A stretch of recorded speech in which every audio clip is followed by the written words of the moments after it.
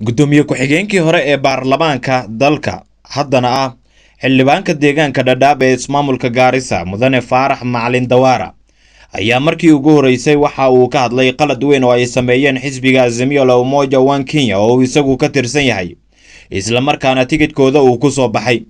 wuxuu tilmaamay marka la fiiriyo dooda haatan ka taagan natiijada ugu dambeysa doorashada iyo go'aankii ay qaateen guddiga doorashooyinka madaxa bannaan iyo xuduudaha dalka IEBC inay tahay mid muujinaysa in qalad weyn ay sameeyeen Azimio, taasi oo ku saabsan in wakiilo ay u dirsadaan xilligii codadtirinta ay socotay gobolada Rift Valley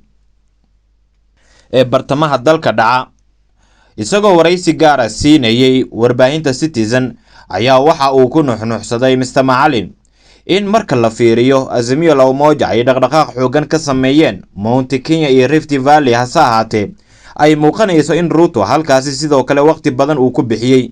codadka markii la tiriyeyna codadka ugu badan Ruto halkaasi uu ka helay, laakiin ay ahayd in Raila uu ka fakaro in halkaas codadka la ilaaliyo marka tirintu ay socotay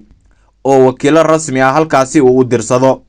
wuxuuna sheegay inuu haatan hubo in madaxweynaha guuleystay doorashadii loo dareeray 9 bishan Agoosto sanadkan 2022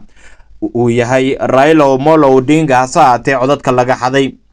isagoo hadalkiisa sii wata ayuu yiri, waa ay ku fashilmeen Azimio inay ilaashadaan codadkooda, sidaa daraaddeed anigu waxaan aaminsanahay in qaladaad badan ay jireen kuwaasi oo ku saabsan codadka iyo sida loo ilaalinayo.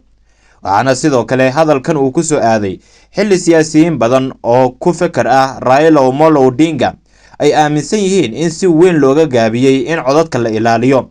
sida cashirka looga bartay doorashooyinkii hore oo Raila sidaan oo kale uu ku doodayay in codadka laga shubtay.